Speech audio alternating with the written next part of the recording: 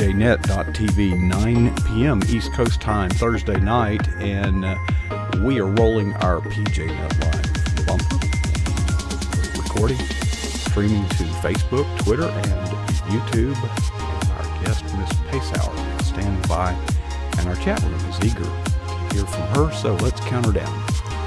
Studio 9.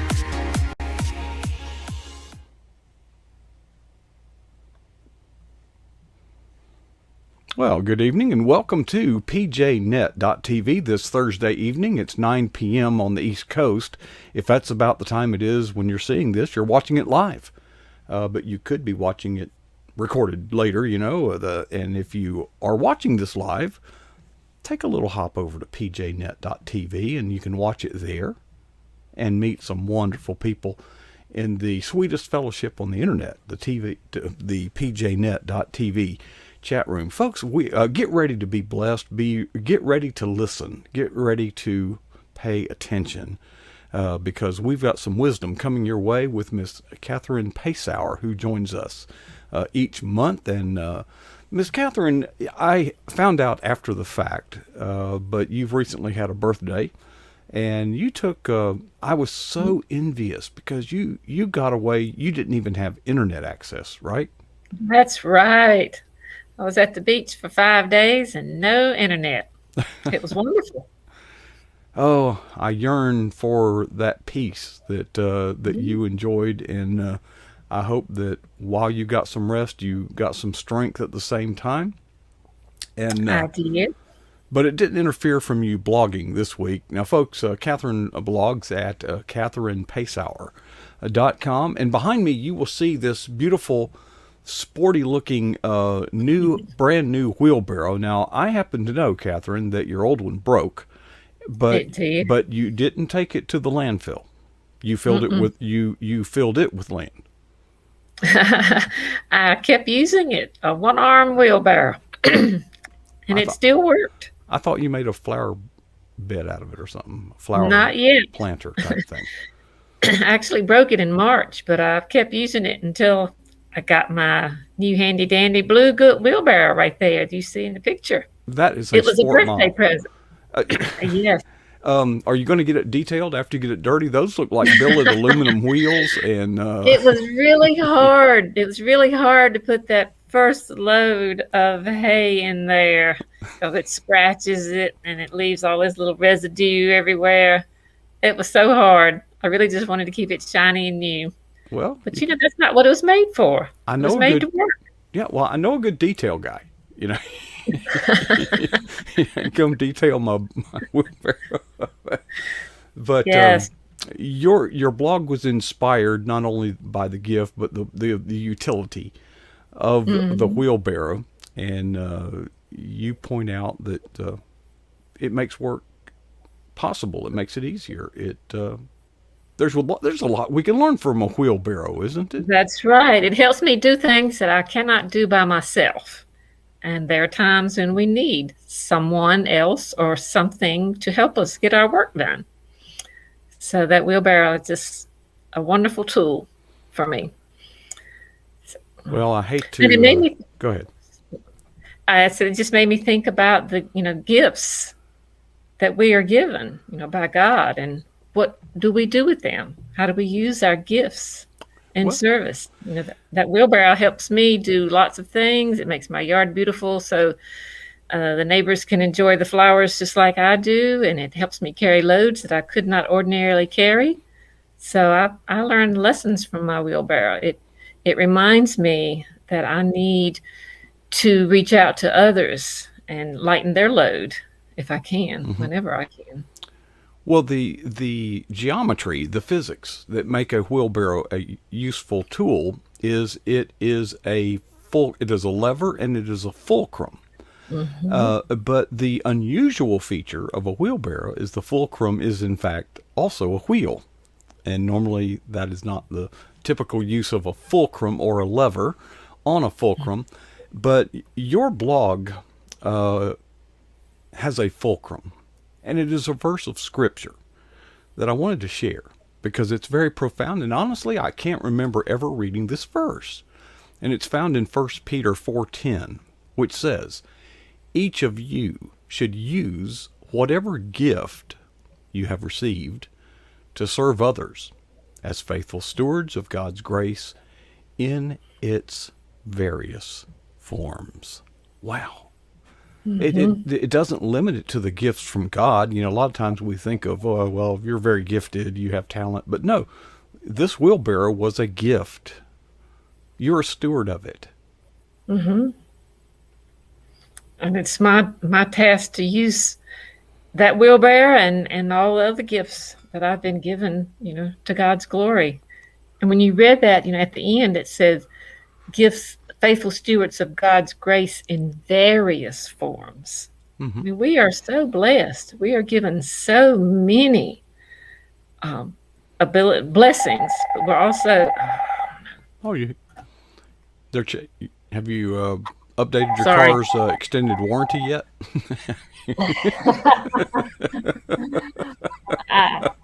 I'm so sorry. I usually turn that thing off. That sounds like a landline. A real It phone. is. I live in the sticks. I I still didn't have know a anybody landline. still had those. Yeah. You didn't know anybody still had landlines? Well, I didn't know anybody, didn't have an extended warranty. They have to call you to remind you. Sorry, I keep moving around. I'm trying to cover the thing up. I usually disconnect it, and I forgot entirely. I'm sorry. It's no problem.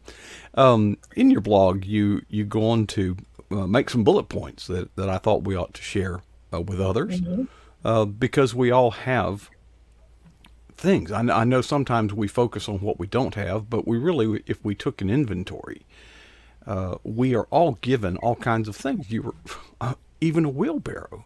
Mm-hmm. And you think, well, how can I use my gifts in obedience to the Scripture that calls us? Let me put this. I've never seen that Scripture, so I'm just fascinated. It says to serve others. Now, when we think of receiving a gift, when we think of giving a gift, who are we thinking about? Well, the recipient of the gift, right? Yes. Right? But that's not what the verse says. It says we are given these gifts with a purpose and with a command, not to, well, of course it's going to enhance our own lives, but say that you were given a gift that you didn't need, but you could share with somebody else or use to minister to some. This goes to the very core of what our purpose is here on earth in this life. Anyway, I digress. Oh, but that's good stuff, Coach. That is. That's one of our main purposes. After glorifying God in all that we do, and then service is the next thing. Your blog says we should kind of assess our gifts, physical and spiritual, in several ways. We need to recognize when there is a need. We are to develop a strategy to meet those needs. We're actually to plan and organize, and then encourage and build up others, and be a good teacher and mentor. That's a mouthful, but all this from a wheelbarrow?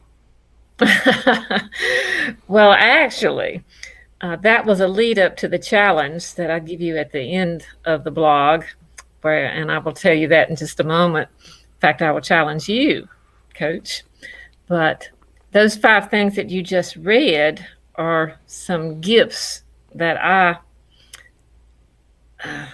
ascribe to myself, that I can do those things, that God has given me the ability to recognize, to look at a situation and recognize, what the need might be in that situation, and then to plan and organize a way to meet that plan. And it's Somebody really wants to talk to you. I'm so sorry. I'm so sorry. You need to turn my sound off so that won't interrupt this thing. That's very distracting. We don't run commercials here. If we did, we'd cut out to a commercial break,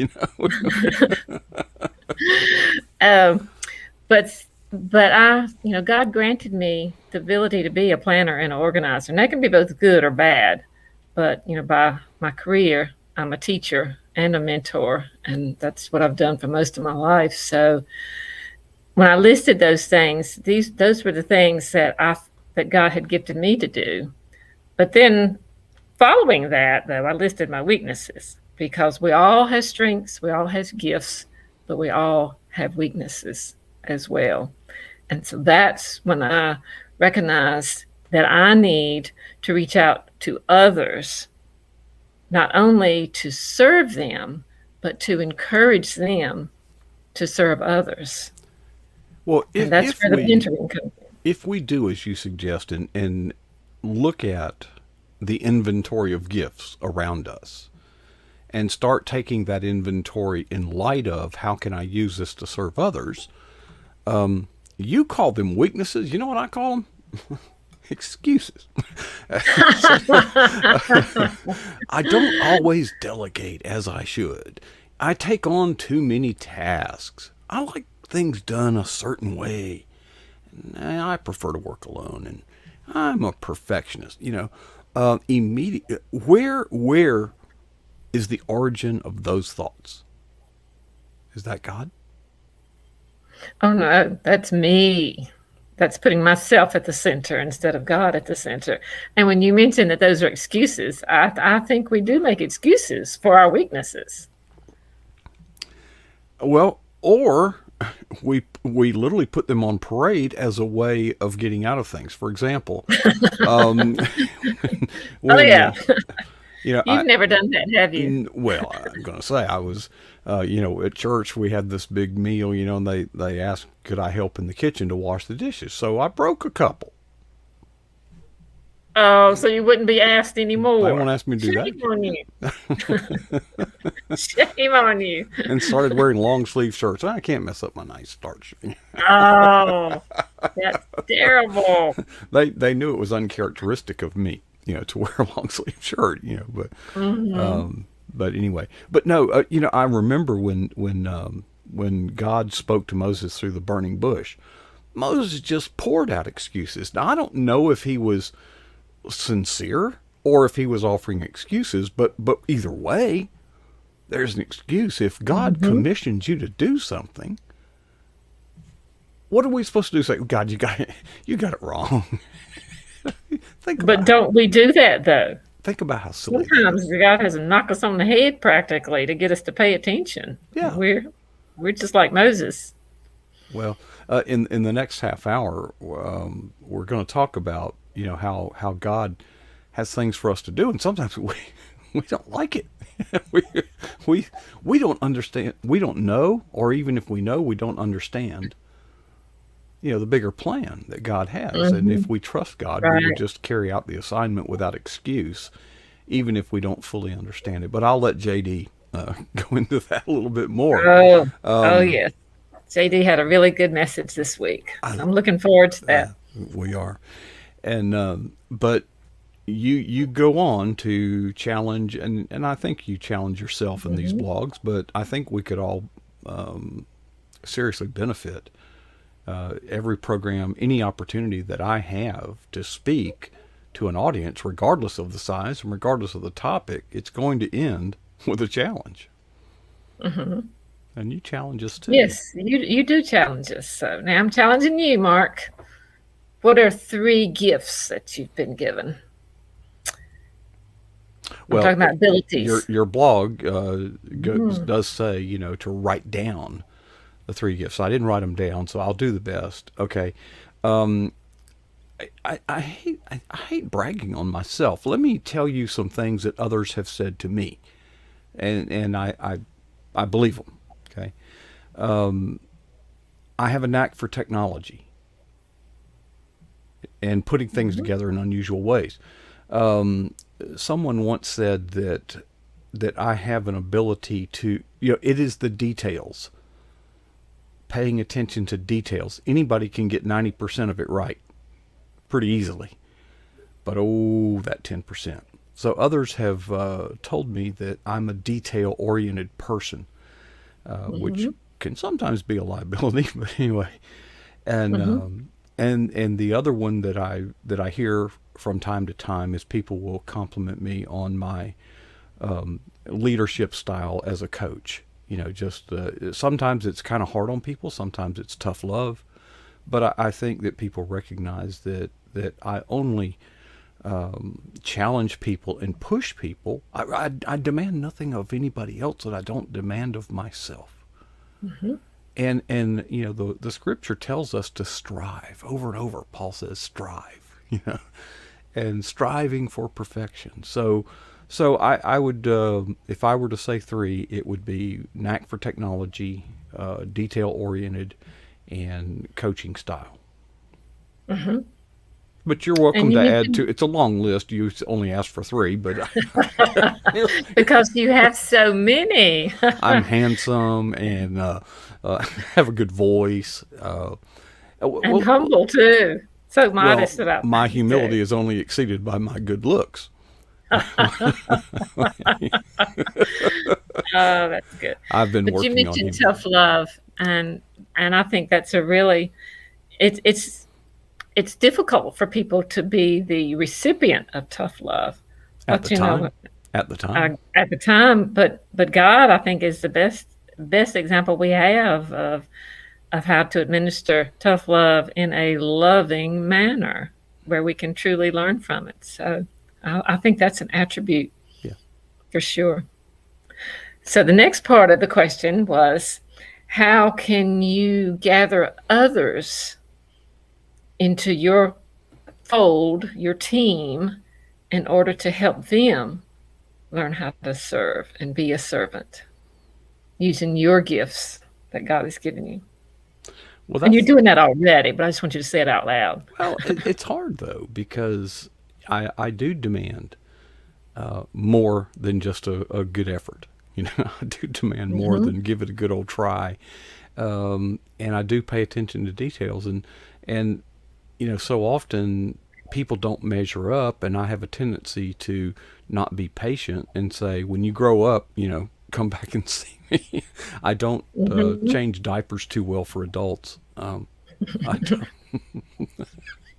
But paying attention to details can make the difference in doing an excellent job at something, or just being mediocre. Mhm. It's the details that make the difference in those two things. Yes. So that's a real attribute. So keep on being detailed. Okay. How many bullet points are in the challenge? I forget. 5, 4. I was going to put them in here, but there wasn't room on the Let's see, screen. name three, and how can you get others involved? And the Want me to third one pull? just went out of my head. I Yeah. don't know. I was going to put the screen on here, but it was just a little bit too much stuff to put on the screen. Well, it's all right. But Catherine, I really am. Well, I'm blessed to know you because you have an interesting mix of gifts. You're smart. You're very smart, and you have focused on physical education, and you're in apparently very good health, and you take care of yourself. But you also have that other side of you, that agricultural, horse riding, earthworm grubbing side of Yeah. you that I just don't see that in many teachers. Yeah. Well, I'm a farm girl. I'm proud of it. I like to get my hands in the dirt. What all Well, you learn animals so do many you have on the lessons. farm? What animals do you have? 3 horses, a dog, and a cat. We used to have more horses, and when I was growing up, we had beef cattle, Hmm. Angus and Hereford mix, and we had dairy cows. I milked a cow from the time I was 10 years old until I went away to college every morning I've and never milked every a night. cow. Never milked a cow. Oh, well, I've tipped a few. it's a learning. Yeah.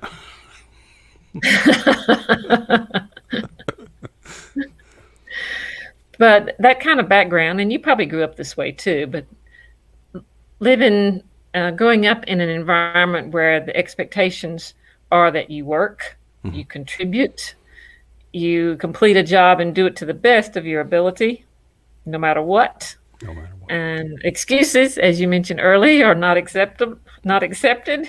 You do your very best. So Well, that's That's the way I was raised, and Zig Ziglar it's once been said, good for me. people who are Zig good, Ziglar. Zig Ziglar, has been such a great influence on my life.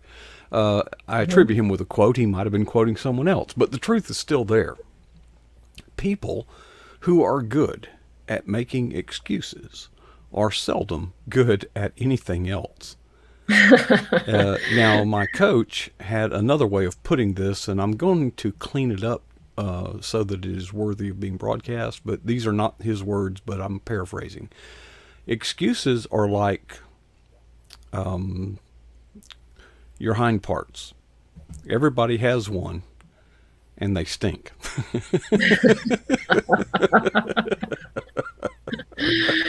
Oh, That was there you my go. coach, and and so much he was so hard on me, and I certainly didn't love him at the time, but I certainly do now Hmm. because he drove me beyond what I thought I could do, and uh, and I am forever, for as long as I live, I am grateful for those lessons learned. We're a little bit over. Let me give you the last word, as Bill O'Reilly used to say. Tell us whatever's on your mind, and we'll wrap it up. Well, I just wanted to thank you for your encouragement, and you are a good mentor, Mark. And I just would like to encourage everyone to reach out to others and remember what this that verse that you put up. Use our gifts to serve others. I mean, we it's just plain and simple. Use our gifts, and we all have them, whether we want to admit it or not. We all have gifts, abilities, talents that God has given us, and use them in service to Him. Well said, Miss Catherine. Thank you so much, and thank you for sharing with us. And you are an encouragement Thank to you. all of us. And Sorry about the telephone. you go buy that extended warranty. They'll quit calling you. Maybe that's all. Oh, it's always something. Okay, well, folks, that was Katherine Pasour, and you are looking at the aerial view of the Eagle's Nest, the broadcast facilities here at pjnet.tv. How blessed we are to have Miss Katherine on the PJNet team. She appears every month on this second Thursday. It's whatever, It's the third Thursday of every month, which is like now. But the fun's not over. JD has some words of wisdom for us too. Lessons he's learned from around the Cross W farm, and he'll be with us at the bottom of the hour. And before I leave, or while we're waiting on him, I will have a challenge for you. And I challenge myself with these same two questions. First, what is the boldest thing that you've ever done for Jesus Christ? And second, when was that? How long ago was that? Let's never be satisfied with either answer.